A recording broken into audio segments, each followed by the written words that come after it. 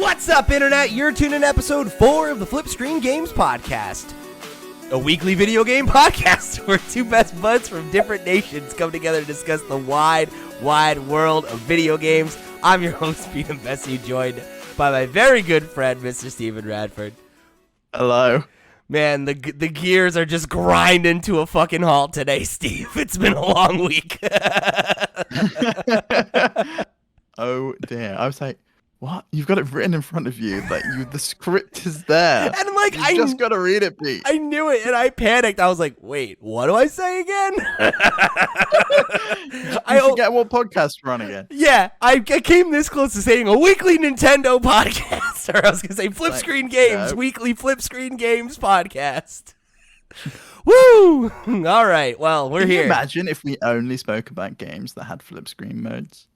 We'd be like so niche. We'd do like one episode every 10 years. It's the most niche podcast I think we could come up with.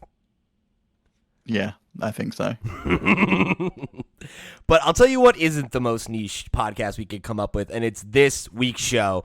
We've got a great episode for you ahead, one I'm very excited to get into. We've got some questions from you folks. We're going to be talking a little bit about some of our favorite Gamescom announcements. We're going to be doing a small update on some of our Metacritic predictions as we jump into our main topic this week, which is, of course, going to be a spoiler cast for 12 minutes. An indie game that both Steve and I were really excited about, came to Xbox Game Pass last week.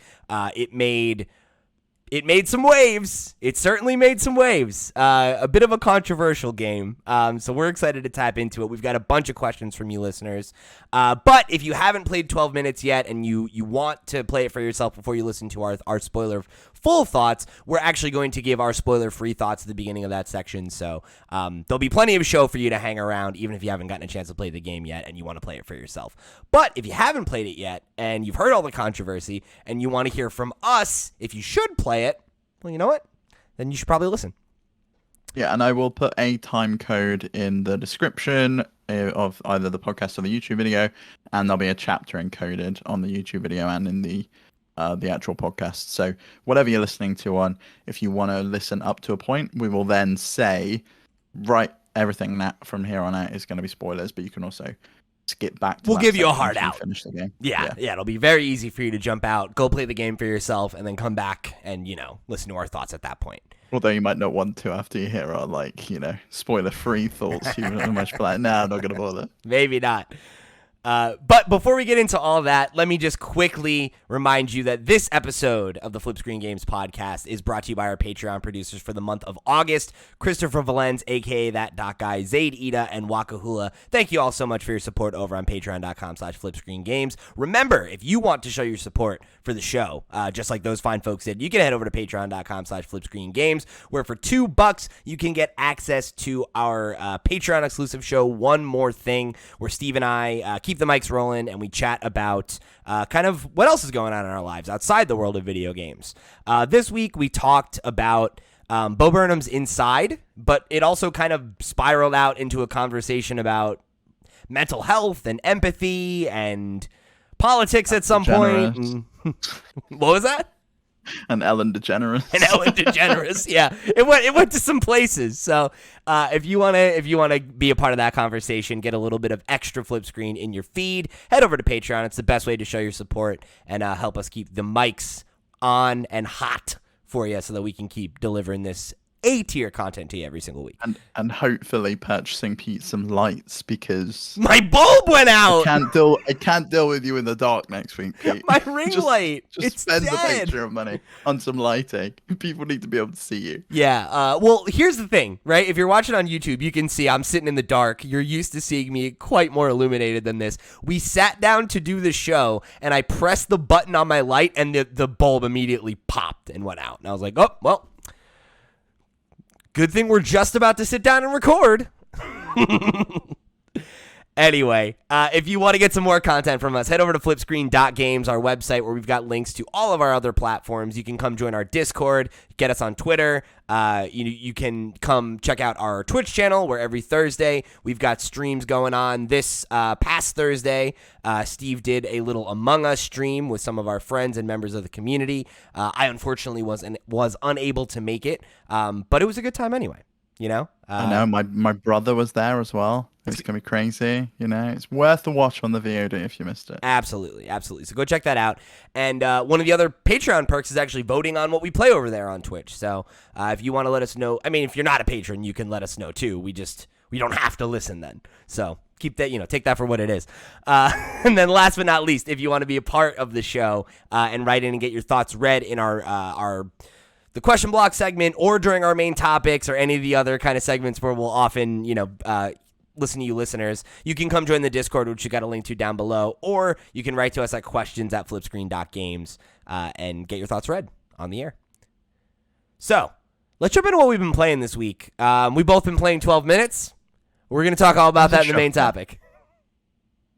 It's the shortest that segment's ever been. Look at that.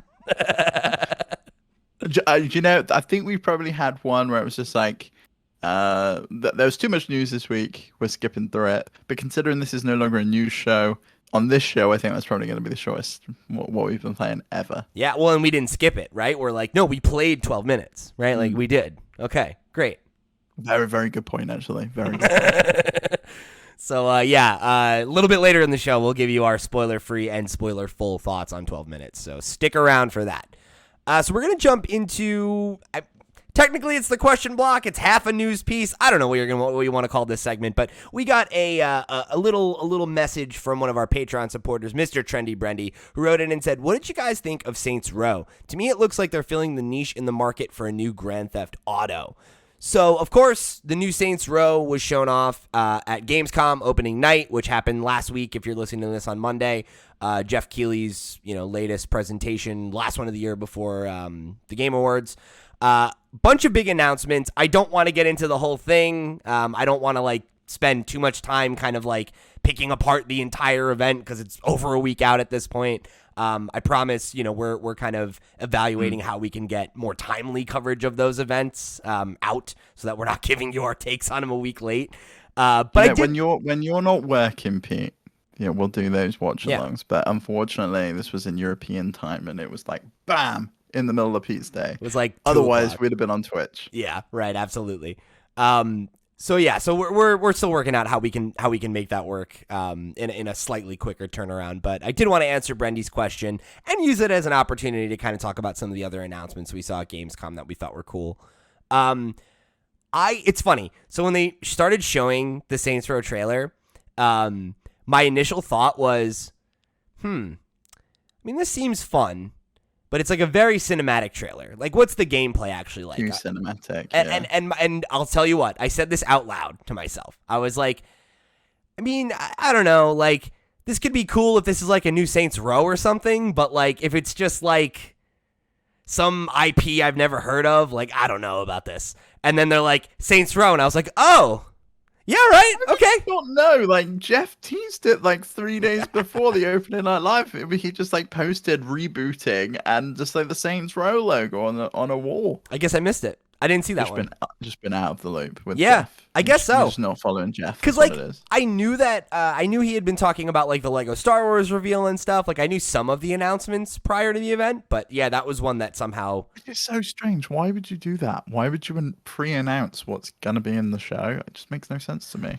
I guess I can see it on some level because it's if you know that there's a marquee title that you want to see news about, you'll show up for that and watch the rest of the show, right? Maybe people who wouldn't have watched Gamescom otherwise. But Jeff kind of proved himself. He got Elden Ring there at E3. It was we know Jeff gets the big stuff now.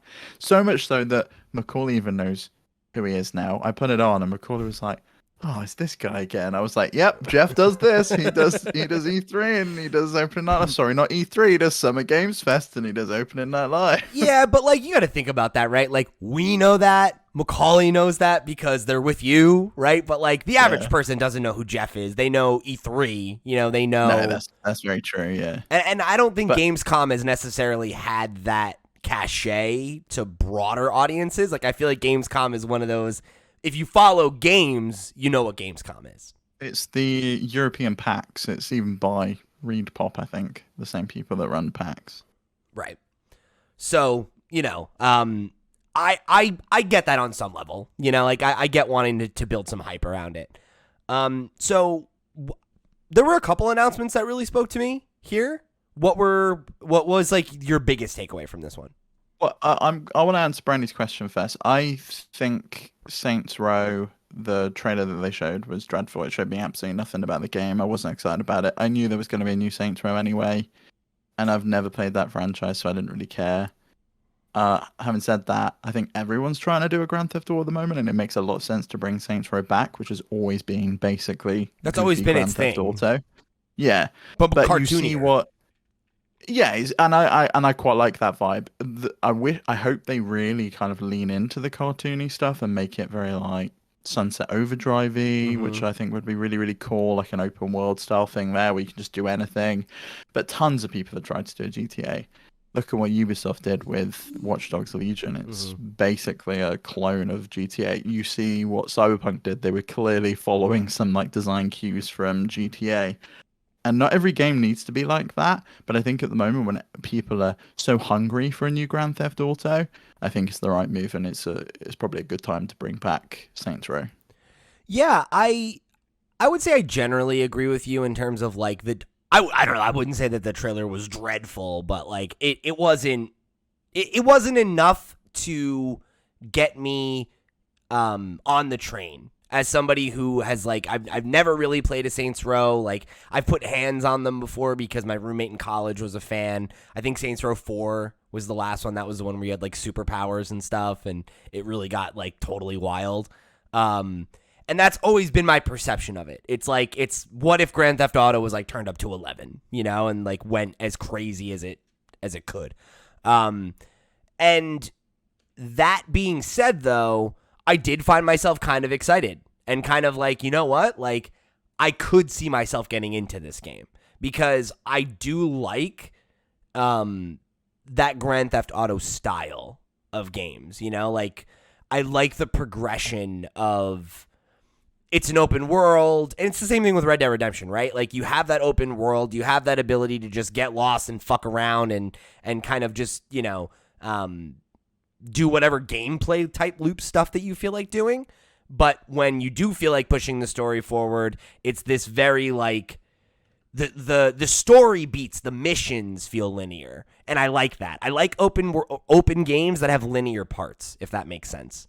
Yeah, I get that. I mean, I very much like Ubisoft's flavor of that with Far Cry and Check in they the did it with box. Ghost Recon. It's very much It's kind of the same thing, though. Doing what I need to do. Yeah, it is very much the same thing. But I get my kind of go with it from Ubisoft and Far Cry, and I don't necessarily feel like I need something where I'm stealing cars and running around and shooting people. It's never really been my kind of thing. I've so much so I've never really played a full GTA. I've never played any of the modern ones. Like from GTA 3 onwards, I've just not played them. I played the PSP ones, like Liberty City Stories and Vice City Stories. Those are the only ones I played, but they're like watered down versions. You don't get anywhere near the level of exploration you can get in the big games. I really like those games, though. Aside from Saints Row, though, I think there were some good announcements. For me, did you watch the Xbox show as well as the opening night live? Or I did missed you just that. Watch Yeah, I just watched opening night live.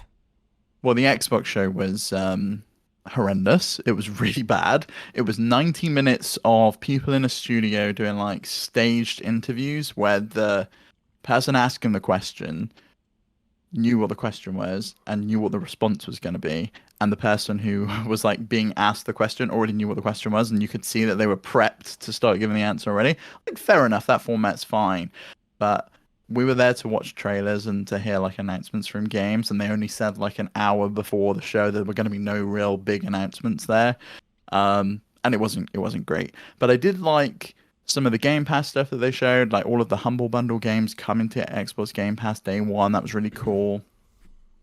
the flight sim DLC. Did you see that Reno Race, the competitive multiplayer that they're adding, which was really cool? Yeah, it was And neat. the big thing for me was the Forza Horizon 5 controller, but I feel like that's kind of been superseded now by the Halo Infinite Elite controller, and I can't decide between the two which one I really, really want, and I think it's probably the Halo one because it's an Elite controller and It's I don't so have one. expensive though. It's like those I controllers are know. like they cost as much as like a console. Yeah, you are not wrong. And how about that Halo console as well? That was a surprise. I'll tell you what, it's the first time I regretted buying it my Xbox Series X. I was like, I fucking want this For for real? no I want this for no good reason. Like I just want it. It's great. I dug it. Yeah, this like I wasn't into it, and then I've seen it in more detail. The like starry look, the gold Xbox button on it. It just looks really, really cool. The They've done custom such a good Halo job of consoles are theming it. always cool. They are always Yeah. cool. They've done some good ones in the past. Yeah. Um so yeah, I mean, let's talk about Halo, cuz I mean, we got the release date, we got the console and the controller, December 8th. It's imminent. And I am I'm in such a weird place with Halo because I've been so out on Halo for so long. Like Reach was the last one that I really got into, and ever since 343 took over, I haven't even really given them a try, because like the general response has been like, it doesn't feel the same. It doesn't have the stickiness. It doesn't feel like Halo enough, or the story's not good or whatever, right? Like I've kind of done this already. I've done the like, Halo 4 looks kind of good, or Halo 5 looks kind of good. I don't have an Xbox. Maybe I'll, okay, maybe, but it never seemed like enough to be like, you got to get back in. And when they first showed Infinite, like I had that vibe of like, is Halo back? Like, is this it? Is this the time? And, I missed out on the beta that they had, or whatever they called it, the early, it was not called a beta, but it's a beta, whatever the fuck. Hearing literally nothing but positive feedback from that has me through the roof excited for this game. Like, even if the story sucks, I'm confident the multiplayer is going to be good. And that's always the thing that I've enjoyed the most about Halo anyway, is playing with friends and, doing the matchmaking and stuff. And the fact that they have this, like, season format, where it's like you'll have a season pass, you'll be earning stuff. There's, like, a story going on in the background, like, all that. I don't know. Like, I feel like Halo has a real chance to come back here. And I don't. And you're forgetting the fact that it's free to play for the multiplayer. Right. And for the rest of the games on Game Pass, which Day one. most Xbox players are going to get anyway if they want to get a game. And that's what's crazy about the whole thing. It's like, yes, they tempered our expectations last week with the news that co-op's not going to be there at launch, and they're obviously cutting things back to hit that December release window. But I'm kind of glad they are. That's like the right move, because they limited our expectations beforehand. They haven't done what Sony did, which was like, we're aiming for holiday 2021, probably knowing full well that that wasn't going to happen. And now that's been pushed back to next year. And I'm fine with the delay. I've got no issue with it. I just wish they would have just given that date up front. I don't think they ever could have hit that holiday release window. I just don't think it was realistic. Probably not. But I don't know. I definitely, I'm with you in terms of like, I don't mind that Horizon's been delayed, like getting that. Now that we have a date on it, I'm like, that's cool. Like I would have loved to have had it this fall, but I also don't really feel like I need it this fall. Like we've been talking about how most of the big releases this year are coming in the next 4 months.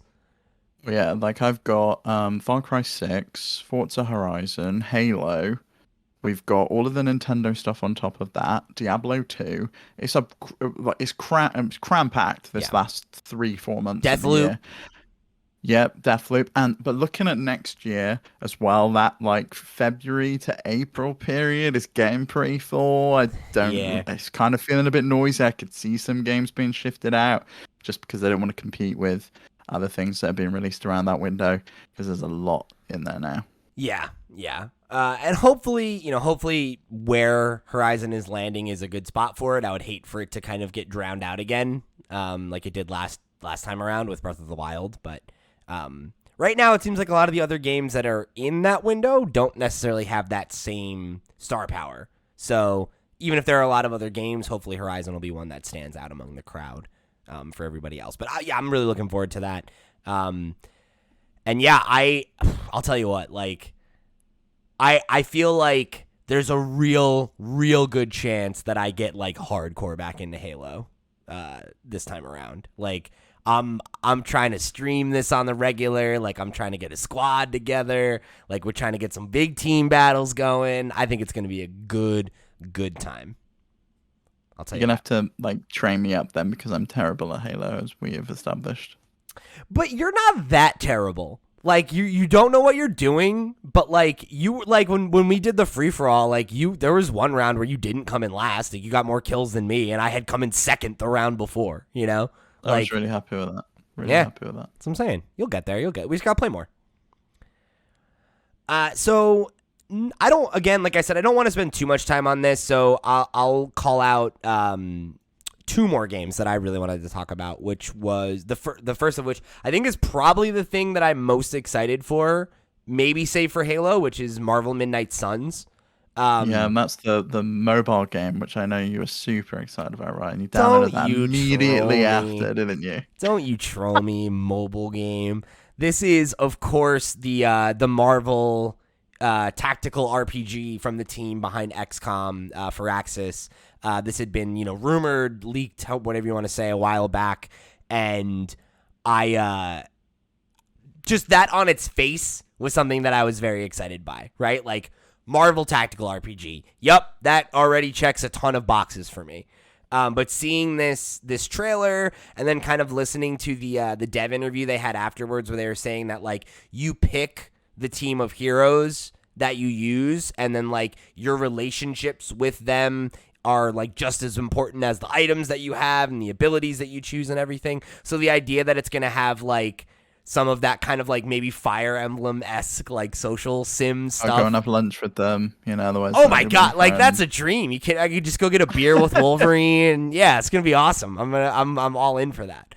And just in general, the look of it I thought was really cool. Like there was like all these like, all the heroes have these like crazy runic magic takes on their costumes and stuff. Like they're fighting Lilith, the like mother of all demons or something. I'm like, yeah, all right. This is pretty fucking cool. And obviously Firaxis knows how to make a tactical RPG, right? Like XCOM is like, arguably the gold fucking standard. So them getting to take what they already know how to do so well and apply it to an IP that, no shade at XCOM, but that just has more juice. Like a lot more people are going to care about this because it's a Marvel game, who might not have ever tried XCOM, Well, yeah, I feel like the same thing with Mario Rabbids, right? It was more people picked that up than probably picked up the latest XCOM game because they have Mario on the cover. Exactly. But it's basically the same format of game. Mm-hmm. Yeah, and guess what? Spoiler alert, it slapped. So,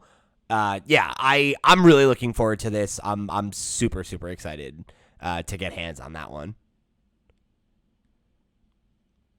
And then the last one on your list is another one that I was excited about. So I'm interested in talking about that one with you because it's very similar to Pokemon. Is it though? In some regards. I don't know. I mean, it's a monster catching game, open world, and it has like the most cool art style, I think. Yeah, Dokei V. So it was a game. It's being made by a South Korean studio whose name I don't recall, but. Pearl Abyss, the developers of Black Desert Online. Thank you. Which I know is super popular. Mm-hmm. Yeah, I don't know though. Like, cause like they said a thing about how it's like, oh, you like befriend monsters and stuff, and I was like, okay, cool. So it's like maybe it's like Pokemon, maybe it's got some Persona vibes. But then they proceeded to show like 20 minutes of gameplay where you had no monsters in your team or helping you, and you were like riding a llama and driving a car, and you have like a Mary Poppins umbrella that you can use to fly, and then there's a jet ski, and then they show you in these like very like almost like Monster Hunter like type battles where it's like, or maybe more like what was that platinum game on Switch? Oh, you know the one. Astral Chain. Astral Chain. It kind of gave me that vibe where it's like it has that kind of like hack and slash, which is what it and is. It's an dodge action and RPG game. yeah. It's definitely got that energy to it.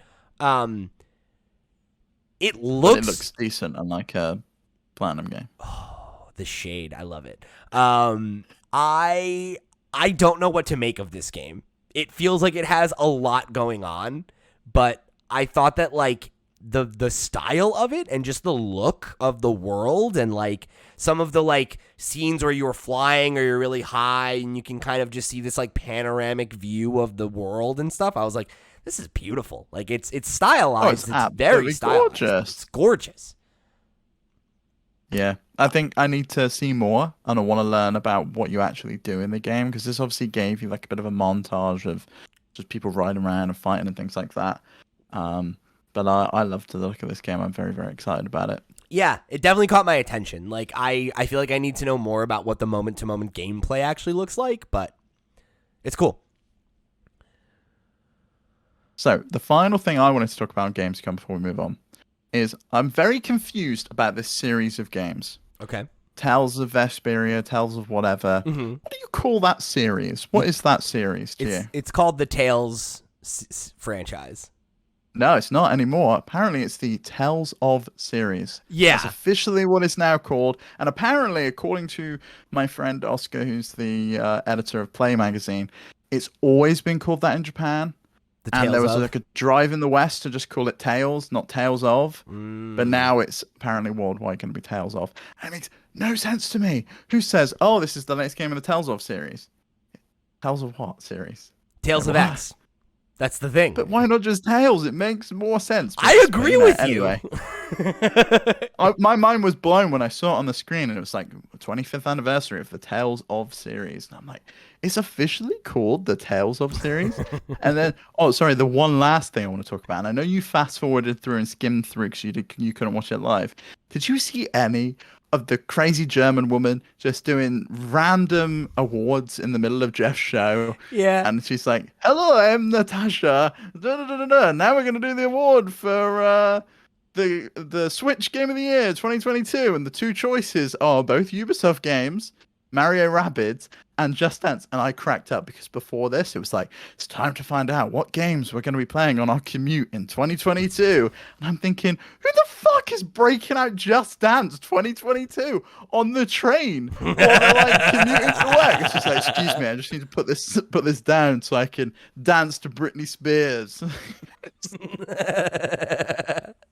Yeah, I did think that was what funny. What was that? It was so weird. That felt like a holdover from what Gamescom is supposed to be, right? Like Gamescom is like, you know, like there's definitely that, like they do awards, they have that more developer centric kind of some of that stuff. So, yeah, it was weird. It was definitely a weird thing pacing wise, but you know, I did think it was funny because the first time she came out, I was like, okay, this must just be like talking about what Gamescom is, right? And then it was like she kept coming back to give out these awards, and I was like, all right, whatever, that's cool. And then she comes back and it's like, I'm going for now, but I'll be back tomorrow with more. And she's like, while I'm here, I want to tell you all about a forest that we're planting. And I'm like, all right, Gamescom, we get it. Anyone watching this right now and Jeff's stuff gives two shits about any of what you're saying. They really don't care that you're planting trees. I'm sorry, they just don't. You know what? You gotta make them care. More power to you for planting more trees and saving the planet, because God knows we need to do more. I don't know, Steve. It sounds like you're really trying to undercut their efforts here.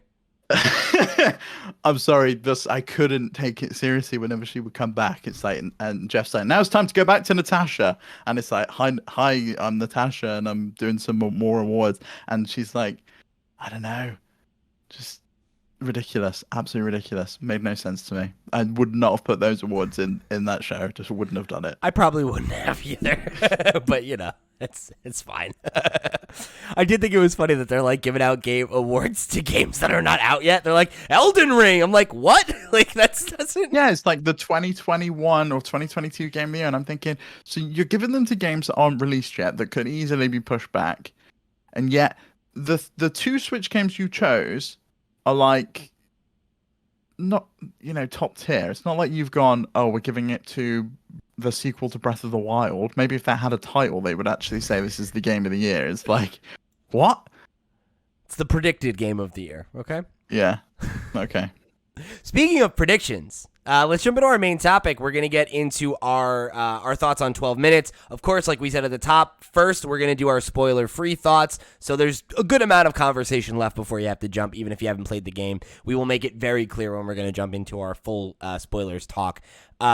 So before we do that, of course, on episode 2 of this show, we did a little update to our predictions thus far, and we did some Metacritic bets on a number of games that were coming out for the rest of the year, and 12 minutes was, of course, one of them. I haven't looked at what the Metacritic score is yet. I know Steve has, so let's do this in real time. Let's find out. Am I a winner? What happened? Okay, so before we get to that, we need to decide on what we're doing with the score. We're taking an average of the platforms it's on, and we're saying that's the total score. Or do you want to pick the highest or the lowest, or are we always going with PC, or always going with Xbox?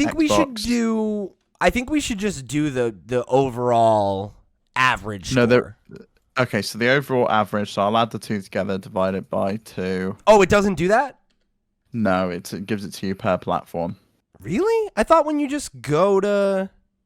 Don't search for it, because you're going to ruin it. Okay. I won't look at it. But when you search for 12 minutes, you get PC game, Xbox Series X. And there's 2 points in it. There's 2 different point sets. Yeah, 2 different point sets. So one's PC, one's console. So what you're telling me is when you go on Metacritic, there are 2 different listings for 12 minutes. Correct, yes. Okay. That's tough then. So I'm gonna go with an average of the 2 in this case. Well, so how do you decide? How are you deciding the average? You're adding them together and dividing? I'm adding the 2 scores together divided by the number that there are. So there's a PC version, there's an Xbox Series X score. I'm going to add those 2 scores. I don't know if I want to commit to that yet. What's the score? Like, I feel like, because, like, if it's really... There's 2 points. There's 2 points in it between the 2. That's it. Okay, it's a 2-point difference between... Yes. Okay, that's probably fine then. Okay, so the score is... Do you remember what you said it was? I don't, but I opened it and I'm looking, and I said 75. Okay, so the actual score is 77. Oh, baby! That's a point on the board for yours truly. It is, yeah. I went way too high with 87. Like, I was clearly hyped for this game. Clearly so excited about this game. But yeah, the real score was 77. Another point for old Petey. Love that for me. Love that for me. All right, so let's jump into the conversation itself. So 12 minutes, a game that, I don't know about you, Steve, but it's a game that's been on my radar for 5 or 6 years. I remember way back in the day, Kind of Funny, I think debuted it, were the first people to show it off in like a Let's Play. And it's been on my radar since then, right? I'm a fan of their stuff, and you know, I like this kind of game in general, right? Like I dig indies, I like story-driven games, I like creatively narrative games. The idea of this kind of like, and if you're not familiar with the game, right, it's kind of like a Groundhog's Day situation where you play this character who's stuck in like an infinite 12-minute loop, and no matter what you do, no matter what actions you take, once 12 minutes is up, the loop starts over. And, you know, you can kind of take what you learn from previous loops and apply it to what you do going forward, to try to solve this mystery of how you break the loop and get out of it, right? And if you've seen any of the promotional material, of course, you know, kind of the elevator pitch was you're this guy, you're there having dinner with your wife, a police officer shows up and kills the both of you and you don't know why, right? And that's kind of the frame of reference that I went into this game with. So Steve, for you, what was your kind of familiarity level with it? How excited were you going into it?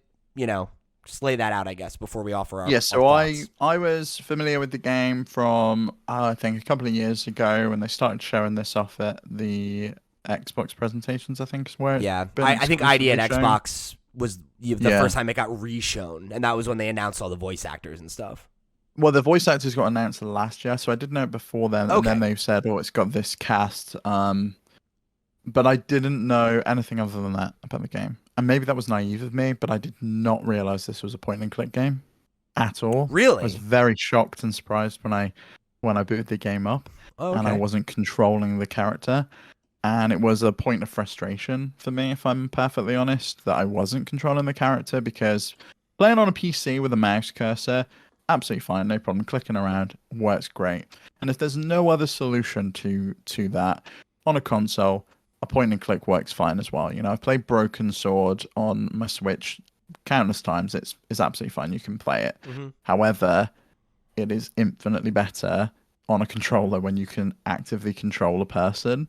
And I don't know why you can't in this instance because the person can walk anywhere and do anything. It's not like I need to know. And you could have combined the two, have it so you can walk him, but also have like a little dot that shows you or highlight things on the screen. I don't know. It just, I don't feel it like you can wasn't do the both. easiest thing to control. You know, because like I think if you gave us the ability to move around, we need to have the right stick. So you'd need to have. I mean, you could. I'm not saying it's No, you don't impossible. need the right stick because you're above. You don't ever need to look. I'm just talking about you moving the person. I see. Okay, yeah. So you're saying move with the left stick and keep the reticle on the right. Yeah. Yeah, that would work. You could also do like I guess what you did with Disco Elysium, which is the same kind of thing, right? Where it's like you have control of the character, but you can press. I think it was R2 on PlayStation, and it would kind of highlight everything you could interact Yes. with, and then you could select it and walk over like point and click style. You know, it was kind of a marriage of those two Now, pieces. maybe they don't want that because they don't want you to be able to, and we'll get into it in the spoilers, visually see everything that you're Yeah, meant to be able to see on the screen. Because that was another point of contention I had with this game. that Some parts are just I'm interested. impossible to see. I it's funny. We'll get into it in the spoiler full section because there's definitely a lot of stuff that a lot of the common criticisms of this game I'm really surprised by, given the things that I am generally not good at in video games.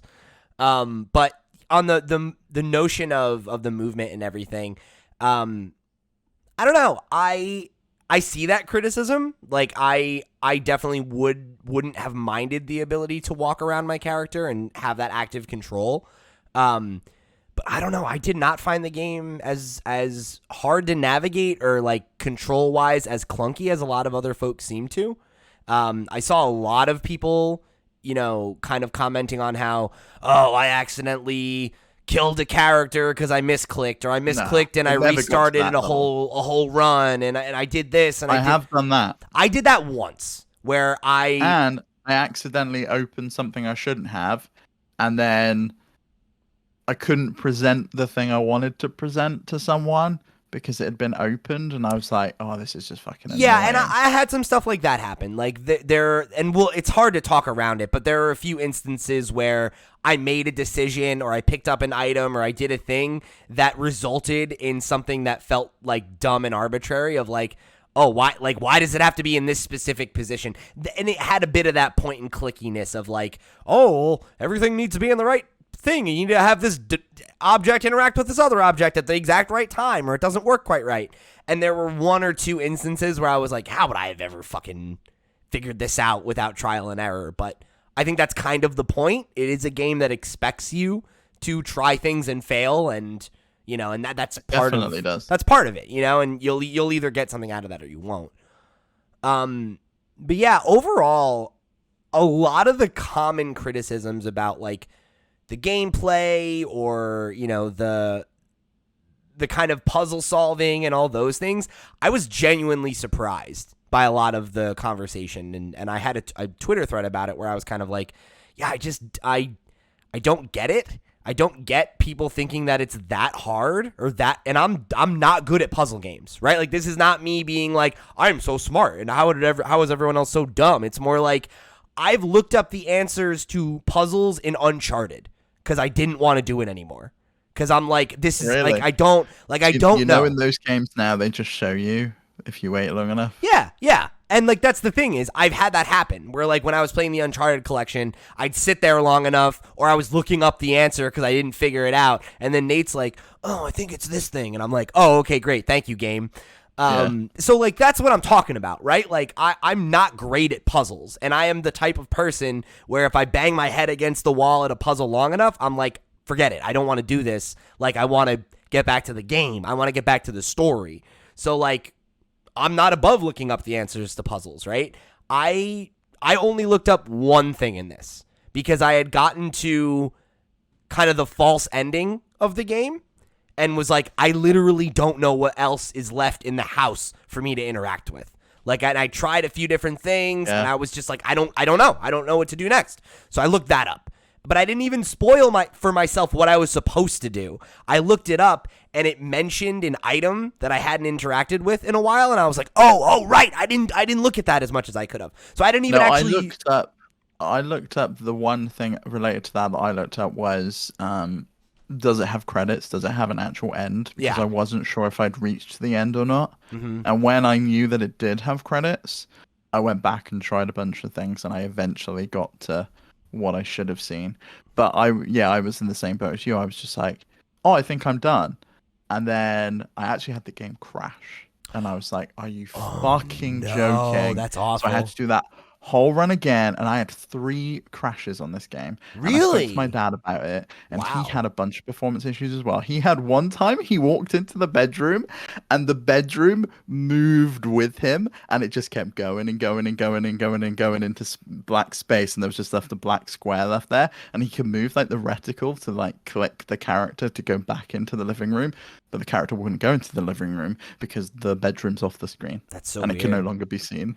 And I was like, yeah, I didn't experience anything like that. But the first time I booted this game, it wouldn't boot. I had to restart my console. Really? So I had a bad experience with it. I'm really surprised by that. The performance issue. It's so weird. I seem to luck out with performance issues. Like I never seem to get the same number or like the depth of them that other people like interact with. I had one technical issue like that where I interrupted a sequence, and it just never happened. So like, this is no spoilers, right? You know how I mentioned there's the police officer who shows up, right? Like that's a thing that happens at a certain time every run, right? So I knew he was coming. I had done a thing. There's like a thing you can do later in the run. You were the thing on the elevator, and you were like, "Oh shit, I gotta do stuff." Well, and what happened, right, was you know how there's like later on in the game you'll have a prompt where you can be like, "Let's wait for the cop to show up." So I did that. Yeah. And the clock advanced, and I went and opened the front door because I didn't want to have him knock on the door, and I was like, I'll just open the door and he'll just walk in. And he just never showed up. And I just stood there and the clock was frozen, and I was like, oh no, what happened? So that was like the only and I didn't have to reset the game or anything. I just walked out the front door and reset the, every time you walk out the front door of your apartment, it just restarts the loop. So like I was that's how I restarted the loop. But I was speaking to Asobi about it, and do you know how he restarted the loop on some occasions? How? Just stabbed himself to death. It's like, okay, you can just walk out the front door, right? I didn't know you could do that at one point, and I definitely was like, oh, do I have to like shoot myself in the head or something? Like, what do I have to, how do I get back? Like, how do I do this? And then I just ran the clock out, so overall, it's funny. Because I guess let's land the plane on the spoiler-free stuff so we can get into the main nitty-gritty and answer some of these questions.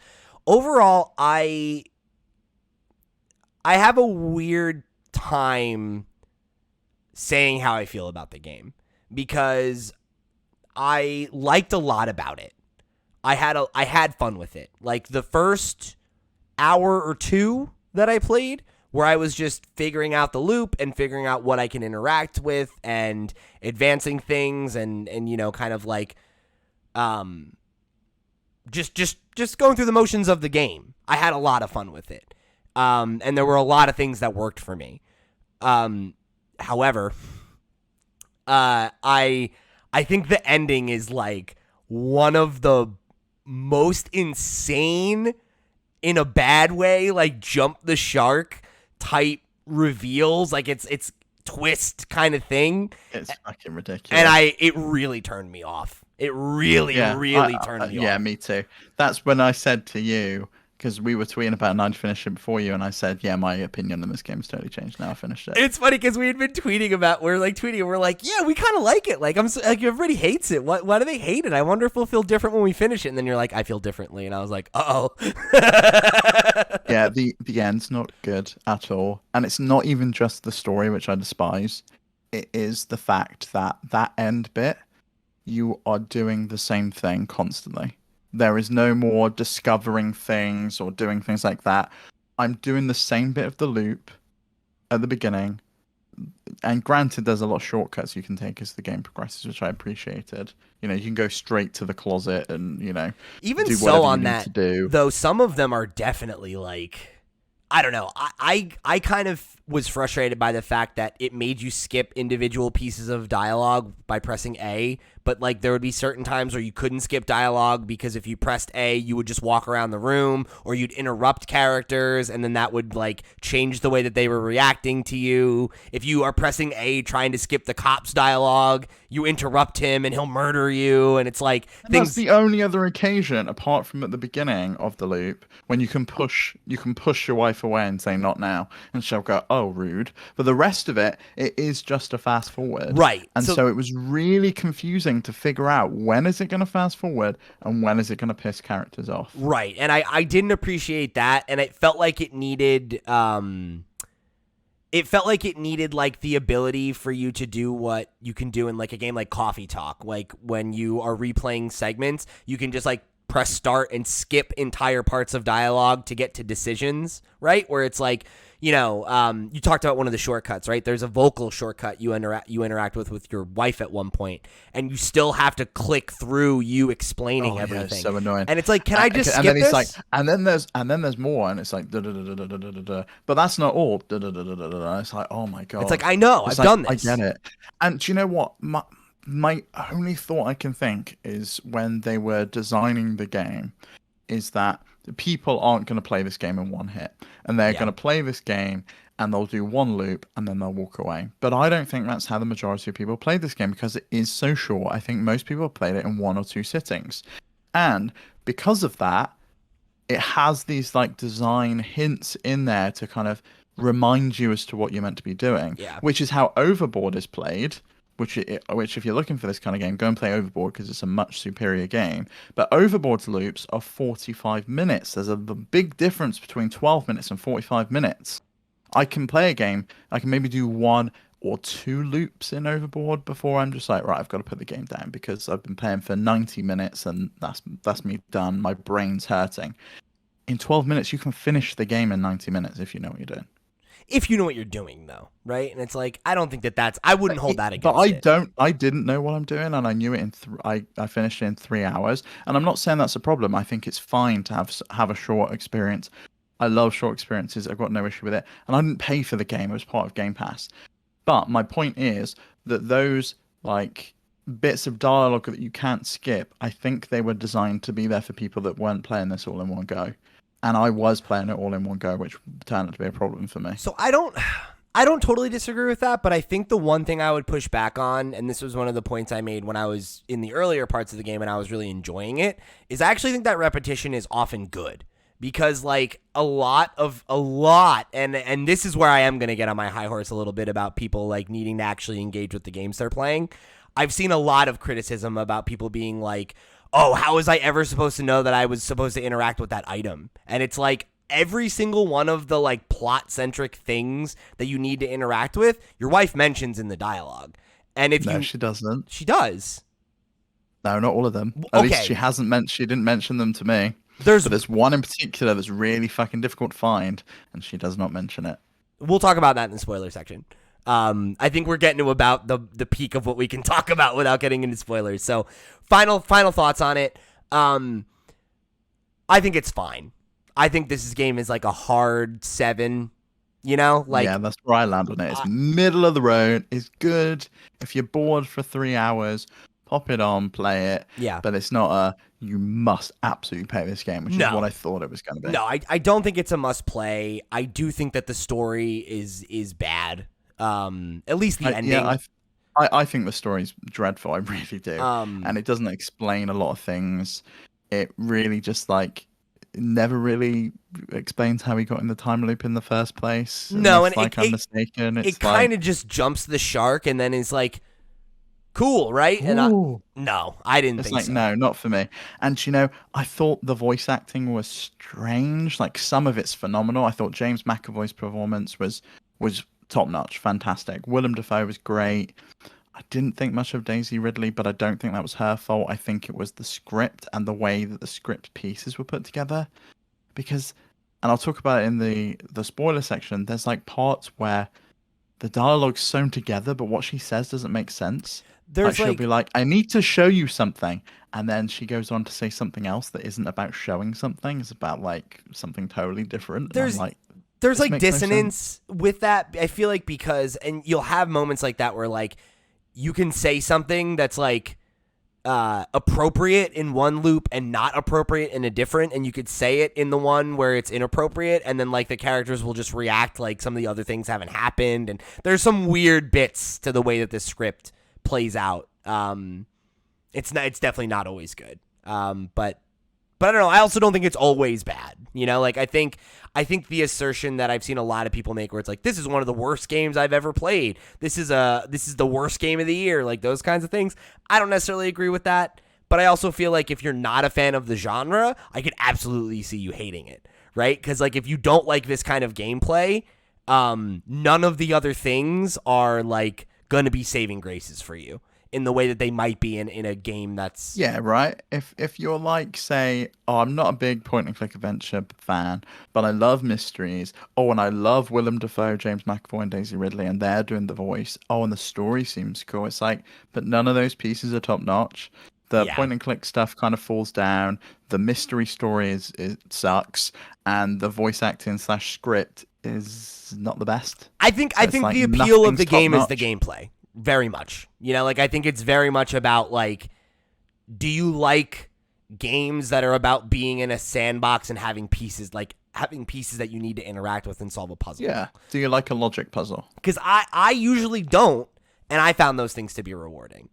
So yeah, I'm with you. Where like I feel like if you have Game Pass, if you're a fan of the genre, if you have been interested in the game, turn it on. It's worth playing. I think probably like it's. I wouldn't divert from something else to play this though. Is I guess where I'm at with it. You know. So Yeah, I agree. I think we've talked the spoiler-free stuff to death. Let's jump into the spoilers. This is now your time to jump out. If you're, I don't know, right? Like, if you feel like you still want to play it, go spend your 3 hours and knock it out and come back and chat with us after that. If not, keep rocking and rolling with us. We're going to spoil the whole thing, but I'll tell you what, the story's not the part you're going to care about, so... Yeah, but I'm going to spoil some of the ways you get to the story. So if you are enjoying the puzzles, I'm going to be spoiling those too. Right.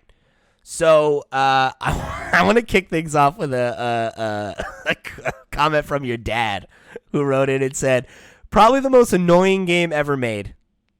What a claim. It's a good concept. The execution wasn't poor, but very limited scope given the small time frame. You learn very little and do very little before the reset.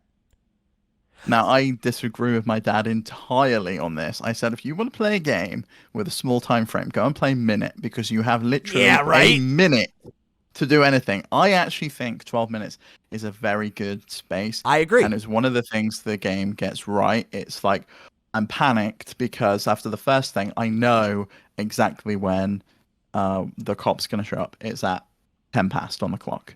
Or 5 past on the clock. So I know I've got 5 minutes to do everything I need to do.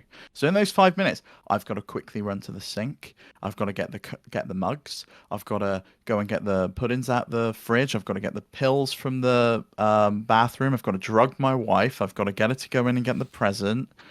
And, there's all of these things you've got to do before the cop shows up. Then I've got to hide in the closet. And then when he comes out, he's going to flick the light switch on and he's going to get shocked. And I've got to go and quickly handcuff him. And I'm doing all this in 12 minutes. And it's like, whoa, okay. This is a lot to do, but it's exciting. I found it to be really exciting. The moment, the first time I figured out, oh, I can hide in the closet. Because that's the repetition. That's where the repetition comes in. Because I remember it was like my third or fourth loop where I realized every time that I didn't go and knock on the bathroom door, your wife comes out and goes, "Oh, I didn't hear you come in." And I was like, "Oh, so I can hide and she won't know I'm here when he comes." And that was really exciting the first time I figured that out. I'm like sitting in the closet, seeing new dialogue, getting new pieces of the puzzle, and then I'm like, okay, cool, there's a watch. Where is it? And then I got to go figure that out. Like, I really found that aspect of it to be super rewarding, and I got real into that beat for beat, like, what's the next thing? What's the next thing, you know? I dug that aspect a lot. And I think the time pressure, like, I'm with you. I don't agree that it was too short. I feel like because the first time I figured out the thing with the cop, I ran in there and I was like, oh, okay, cool. He got electrocuted. That was what I needed to set up. Amazing.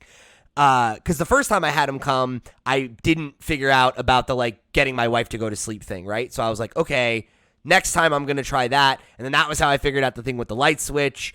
And then I went in and was like, okay, I can tie him up now because he's got the handcuffs. And as I was trying to figure that out, he woke up and killed me. And I was like, fuck, all right, I gotta do it again. And the first time I tied him up and I thought that's going to be enough. I've tied him up. But then he woke up and stood up and headbutted me and I was knocked out and then that was it. So the next time I shot him in the leg.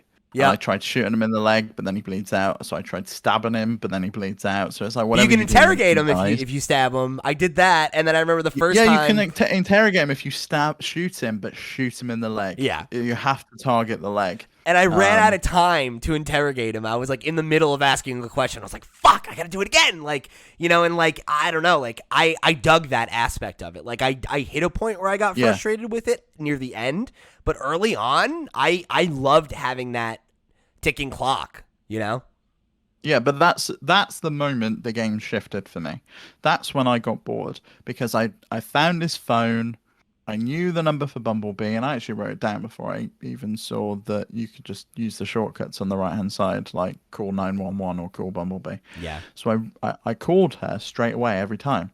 And that lets you skip the majority of all of that stuff because he either won't come in, depending on what you say, he either won't come in at all, and in which case you'll get the perfect day groundhog. And I had a great day with my wife, and it was wonderful. Wait, that's a thing? She was pregnant. Yeah, you can have a perfect day. You can make it where he just doesn't come in? Yep. If you tell his daughter that he's coming to murder you, and that he's a scumbag, he won't come. Oh. He'll have a conversation outside with his daughter where he's like, "Oh, honey, no, I'm not going to hurt anyone. I'll make sure I come home right now." And he goes.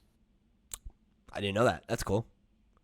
And I only found that out because the game prompts you and says, "Thank you for not telling my daughter the truth, because she had never talked to me again." And then the next time you call, I saw you could do that. I did it. Yeah. I didn't bother. Yeah. Yeah, there's a lot of, there's tons of endings to this. You can get the one where he shoots your wife. You can get the perfect day. You can get the one where you confess and you walk out the door. She tells you to go away because you're a scumbag. I got most of them. I did almost all of those, yeah. I guess the Bumblebee one is probably one of the only permeations I didn't try. So the one item I found very frustrating to find, well, there's two, really. One was the fucking Polaroid on the fridge, because why would you open a fridge to find it? No, I don't agree. I've seen so many people throw that out. It's not confusing. She says multiple times there's a Polaroid on the fridge, and the only way you can... I never got that dialogue because I'd already found it. Okay. So I never knew then that I had to do anything. So the only dialogue and the only thing she ever pointed out to me was the light switch. That's the only item she has ever spoken about in my game. Was, you need to fix that light switch. That's all she ever said to me. I mean... Or she would say, and then once I picked all the mugs up, she'd be like, "Where are all the glasses?" And I'm like, "You never had any fucking glasses. They were mugs." She mentions the light switch. She mentions that we need to clean out the closet. She mentions that she doesn't see you when she first comes in. She, if you ask her about her father and, you know, all the murder and all those kinds of things, the more information you get. She mentions, "Oh, like I was here on New Year's Eve. I was in New York. There's a picture." No, she never told me that. I must have figured all that out beforehand. But it was, why do I need to give her the picture? Which then, and that was the one thing that I just couldn't fathom. It just really annoyed me. It was like, so she's willing to lie to me for 8 years, claim that she never killed her dad, that he had a heart attack, and all I've got to do is make up this story that I'm in a time loop and share a Polaroid picture, and she just fucking just opens the pipes and confesses everything. It's like, no, it's not going to happen like that. That was just like incomprehensible. See that I don't agree. Ending, like I didn't feel like that was that crazy like at all. You know, it's like no, it was fucking mental. Are you kidding me? Like all of a sudden she's like really cold to you. She's like, "Why are you pressing me on this? This is awful. My dad died of a heart attack. You know that. It was horrible." And then all of a sudden I just show her a picture. And that's all I did in my game. I never had any dialogue before that. I just showed her the picture and she started confessing everything. And then, like, I don't know. Really incomprehensible thing. I guess it's because you did it in a ending. weird order. Because, like, that's not how that played out for me at all. You know? Because, like, for me, it was very much like I confront her and then she's like, I need proof that you're in the loop. And you're like, I showed her the present, right? And I'm like, how? No, I had the proof in the loop without the picture. You give her so I had that way before. It was, you give her the present, and that was the thing I accidentally opened before I gave it to her. And then you point at the window and she hears the thunder, and that's it. She believes you then. See, I didn't do the thunder thing. I did the present, and then I showed her. And she does point that out because she constantly says, "I thought it was going to be a clear day." Yeah, I didn't realize it was going to be thunder. Yeah. So when you know that, then you just point at the window and say, "Oh, I tell you what, there's gonna be thunder in a minute." And she's like, "No, it's not. It's a clear day." And you're just like, "Yeah, just wait. I'm telling you." Yeah, well, for me, it was very much like I confronted her about it, and she was like, "Oh, why are you?" You know, she was still trying to hide the secret, right? And then it's like, no, like I know you told me the whole story. Here's the picture. Like I know what's going on. And then that was when it clicked. So, but that's not to say to disagree. It's more just like I think it speaks to what we're talking about. That if you do things in not the right order, some of the dialogue comes off weird. Now, I knew exactly where the pocket watch was. It was so obvious to me that it was in one of the grates. And I'd found two of them. I found the one in the living room and I found the one in the bedroom. And I put the fucking candles in them to try and find the other one. Because what else are the fucking candles for? I never ever found a use for them. Still couldn't find the thing. Like, I'm sorry. It was invisible. Invisible. There's no way you could have found it. Absolutely no way. Unless you're just moving your mouse around the screen, you know, spam clicking to try and find out where that grate is in the bathroom. There is absolutely no way you would find it. Not a chance. I found it. But did you find it after she told you? No. Where it was? She mentioned that the watch was a thing, and I actually didn't realize I could go inside the bathroom my first couple of runs.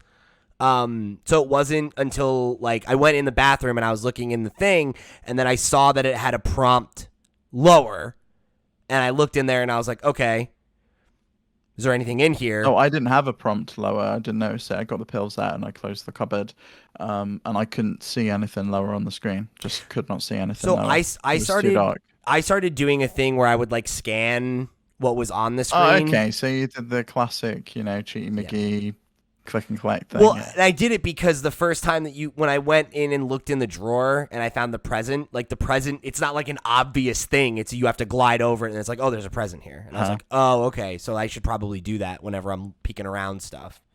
Yeah, I mean, that's what I would do on a PC, but on a console, like, it was so slow to move that cursor. And when I turned the sensitivity up, then it was too fast. I couldn't find like a good sweet spot. That's funny. And yeah, I just couldn't find it. But eventually, she's just like, you just have a go at it. You're like, where's the fucking watch? And she's just like, it's in the grate under the medicine cabinet. And I'm like, I fucking knew it was in a grate. It was going to be nowhere else, was it?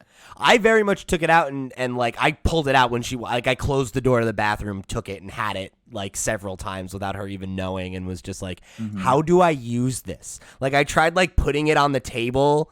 I tried, one of the things I tried doing was I drugged her, closed the door, hid in the closet, and just stuck it on the coffee table or like at the kitchen table, and was like, maybe he'll come in and find the watch and just leave. Like I was trying all these wacky things.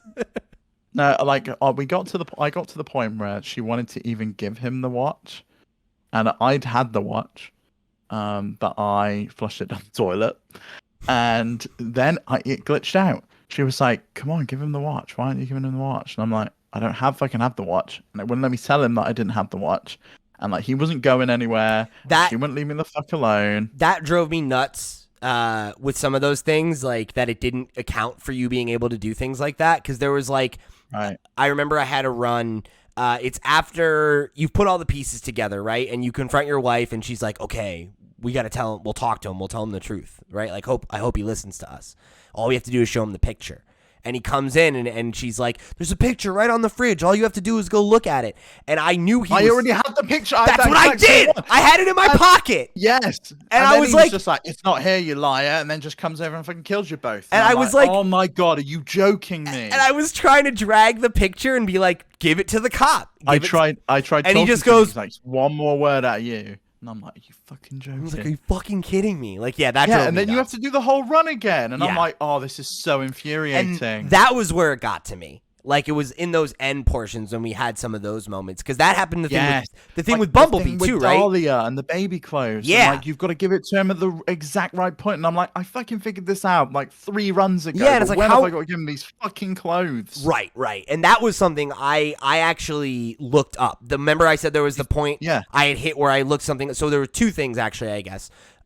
It was the first thing was Bumblebee, right? I didn't realize that you could call Bumblebee. I had taken his phone and looked at it and stuff, but I didn't put 2 and 2 together that I could look at the text messages on the phone because there had been no reason to do that on your wife's phone. I've heard that from other people as well, that they didn't look at the text. So I just didn't think of it. I didn't realize it was there. I didn't put 2 and 2 together. So then when I looked, when I was Googling, I was like, how do you get the cop to believe you? And it said, I just saw, I didn't even click through the link, but it was IGN whatever guide, and it said something like Bumblebee's number, and I was like, oh, there's another number on one of these phones that I haven't looked at yet. And I went and read the text, and I was like, oh, it's his daughter. Okay, I know what I need to do now. But then the t-shirt, the baby shirt thing was the thing where I was like, I don't know what I'm supposed to do. I've interacted with every fucking item in the house. I've done this how many different ways? What do I have to do now? And I was saying, okay, maybe I have to do the call and tell his daughter that he's a piece of shit. Maybe that's not it. And then I was trying to think about it, and then I was like, okay, and I did the the perfect day playthrough again because I wanted to see can I make these decisions again, and maybe he just won't show up now, or and Dahlia, I was like, that's a flower. Okay, so this is a thing. I must have to. And then I knew the spoiler, right? I figured out the twist at that moment, but I was like, but how do I do this? How do I trigger that? So I looked it up and I was like, oh, you have to give it to him at this part in the sentence. And I was like, it's literally when she walks off to the bathroom to get the watch, and I'm like, there's no way. This doesn't seem natural. I've got to give it to him before he even says anything, and it's like, well, it's just unfair. The time where I gave it to him was he's like, oh, her name was something with a flower, Daisy something, whatever, and then you go, is it Dahlia? And then that's when everything happens. Oh, yeah, see, I just gave it to him before all that because I tried giving it to him then. Didn't work, and he just left, and it was the end of the run. That's weird. But yeah, then he goes fucking mental, and he's screaming on the floor, and that's when the game crashed, and I was like, oh, God, so annoying. But then all of a sudden you're taken back in time, and that's just where it becomes nonsensical, that somehow you expunge from your memory that you murdered your dad and that you're fucking your sister and that you got married and now you've impregnated her, and it's like, I'm sorry, what? This makes 0 sense whatsoever. And then they piece it together by what looks to be the cop who hypnotizes you at the end. And that's the thing, too. That made no fucking sense to me. I was like, is this your dad? Is this the cop? Because it was Willem Dafoe voicing both of them. Yeah, I was like... And I'm like, what? And I was one very of them confused. Has hair and one of them's bald. But then at the end, it's that final ending. It's Willem Dafoe is here. The bald cop is hypnotizing me, and it makes 0 sense whatsoever. Is this a fantasy? I think what you're meant to deduce is that this 12 minutes thing actually isn't happening, and you're currently being hypnotized by the cop because he's trying to find out where the watch is. I think that's what the story's meant to be, but it makes 0 sense. It's really incomprehensible, and I did not like the story or the ending, and it was awful. And it's not a good twist. Right? It's not a good twist. It's not good at all. It's very I don't know. It feels like a jump the shark moment, right? It's not you're oh, fuck. What a twist. I was the killer all along. That's insane. I get what they were trying to do, but the amount of things that then don't make sense when you accept that that's reality is too much, right? Because it's all those questions. It's what the fuck then? what is this? Like, how did I get in the loop? How did you possibly, like, block all this out and forget that you murdered your father, but remember that you want to go to the city and romance your sister who doesn't know that you're your sister or your brother, and then, you know, have sex with her under false pretenses. The one thing that made even less sense, Pete, is you were there at the same time as her, and you took a picture on New Year's Eve, and yet somehow you also killed your dad at the same time. Well, no, you didn't take the picture. Eve. You didn't take the picture. A friend took the picture. She was at the party with you, because he always says, remember at that New Year's Eve party we were at, and here's this Polaroid of you there. I don't think he says he was there. But that's what I deduced. It was like, oh, it's a New Year's party I'm at, because why else would the Polaroid be on my fridge? Well, no, she was there. It's a picture of her. Okay, fair enough. But it just, I assumed we were at the party together. And maybe I assumed incorrectly. I think that's incorrect. But I mean, if not, then sure, yet another thing where it's like, how exactly does that work, right? Like, it raises more questions than it answers, and not in a like, and I don't know, your mileage may vary on if you like this movie, right? But not in like an Inception way where it's like, yes, like there's a question that it's going to leave us with and we'll sit here debating the answer, right? No, it tells you exactly what happened. It just doesn't make sense and is not compelling or interesting. Yeah. It's very much just like, isn't this a dark, crazy reveal? And it's like, no, I'll tell you what. If this game didn't end this way, I might, I think I might have come out of it being like, this is an 8 and I'm going to go to bat for it. But that totally, like, it left a real sour taste in my mouth. You know, I think if it had ended where you're the killer and you maybe had like been hypnotized or something, or maybe you were just the killer all along and you're trying to pin it on your wife, then fair enough, I could understand that. But the fact that you're also her brother, like, imagine if it was the story, not that you're her brother, but that you were someone that her dad disapproved of, and you were like, no, I want to be with her regardless. You know, I really love your daughter, and if you can't accept that, that's your choice. Because it was an accidental kill by the looks of it, right? I could accept that. You know, it's a story of passion, it's a crime of passion, you know, it's, you know, a tale as old as time, all of that bullshit. I can accept that. It's the step too far is the half-brother affair with the nanny, all of that stuff. It just makes no sense. Yeah. And again, it's not even like it's certainly not a like us being like prudish about it or anything, or just like it's not that I don't like it and that's why it's bad. It's that it doesn't make any fucking sense. No, like, it doesn't. And she constantly contradicts herself as well. She's like, oh, my brother, I don't know if I had a brother. And then the next minute she's just like, yeah, my brother, my monster. Called him the monster. And it's like, well, do you know you have a half-brother or do you not? Because either your mum called your half-brother a monster or... And you remember that or you don't. Because when you bring it up, she's like, I have a brother. And you're like, your half-brother. And then she's like, oh, yes, the monster. And I was like, what the fuck? Like, that doesn't make any sense. Yeah, it just goes all over the place. Like, the story unravels real quick at the end, you know? Oh, yeah. And it's weird because, like, I feel like up until that point, it's very, like, here's this beat, goes to the next beat. And, like, it makes... Yeah, and I was excited. I was excited to find out. I was like, why is the cop doing this? And you find that out, great. I was like, why am I in a time loop? Unfortunately, that never gets really resolved. And why the fuck is my wife lying? Because it was clear she was lying. She was hiding something. And where is this watch? Because the cop says that, you know, he found out because she was pawning it off. So the watch obviously exists. So there's a whole host of things, you know? Yeah. Yeah. So let's read some more listener comments. We got a couple more here before we wrap things up. I feel like this one comes from Asobi from the Discord. I feel like it's kind of hard to sum up my thoughts on 12 minutes in a short paragraph. It's such a mix of this thing about the game is really cool and this thing in the game is so bad. I feel like many people have expressed the same feeling, so I wonder, what is it about this game that makes people think like this about the game? What do you think? And I think it's what we outlined, right? I think it's that there are a lot of good, strong ideas, but there are a lot of really, really bad moments that are just poorly executed, you know? And the story is straight up bad. Yeah, I think the concept really cool, and it's what drew me in.